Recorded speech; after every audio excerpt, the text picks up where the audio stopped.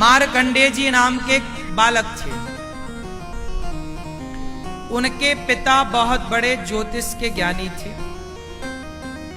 भगवान शिव की कृपा से उन्हें पुत्र हुआ, पर शंकर जी ने कहा कि ये 12 साल में ही मर जाएंगे।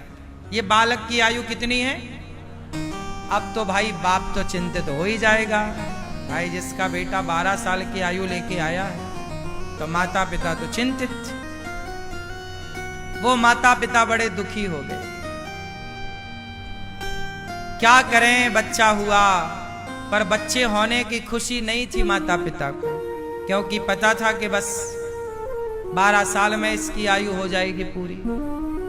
संतों के पास गए, महाराज बच्चे की आयु कम है, क्या करें? संतों ने कहा कुछ मत करो, सारे संतों को प्रणाम करवाओ। कोई भी संत आए तो कहो बच्चे से प्रणाम करो। अब वो बस यही है, कोई भी संत आए तो प्रणाम। और जब संतों को प्रणाम करोगे तो संत क्या आशीर्वाद देते हैं? दीर्घजीवी भव। क्या भव? दीर्घजीवी, मतलब बहुत जियो, बहुत आयु। तो संतों को प्रणाम कराया तो संतों ने आशीर्वाद दिया, चिरंजीवी हो, दीर्घजीवी भव, खूब आयु हो। एक बार एक सिद्ध संत आ गए। ना जाने संतों में भी कौन से संत। तो एक संत जी आए, उनको प्रणाम किया बालक ने। उन्होंने कह दिया दीर्घजीवी। जैसे ही आशीर्वाद दिया तो उन्होंने, उनके पिता ने कहा गुरुजी आपने कह दिया दीर्घजीवी भव, और ये 12 साल का कल पूरा हो जाएगा, कल इसको मरना है, और आपने आशीर्वाद दिया दीर्घजीवी जीने का। अब बताओ कि आपका आशीर्वाद सच्चा है कि झूठा है? संत जी बड़े तपस्वी थे। संत जी ने साधना के बल पर ब्रह्मा जी से संपर्क किया।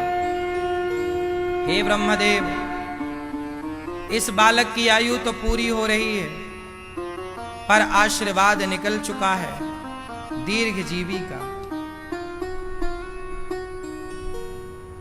क्या संतों के वचन को आज आप मिथ्या होने देंगे? क्या संतों का आशीर्वाद भी मिथ्या हो जाएगा? क्या फलीभूत नहीं होगा? लो भैया, वो संत के तप, उन्होंने कहा कि मैंने जितनी तपस्या की हो उस तपस्या का पुण्य इस बालक को मिले, और उस तपस्या के बल पर इसकी आयु बढ़ जाए। अब आपको बताएं कि जो 12 साल में मरने वाला बालक था, वो मार्कंडेय ऋषि बने, और जैसे हनुमान जी अमर हैं, ऐसे मार्कंडेय जी अमर हो गए। किसके प्रभाव से? केवल संतों को प्रणाम करने के प्रभाव। इसलिए ब्राह्मण हो, संत हो, भक्त हो, सबको प्रणाम करो।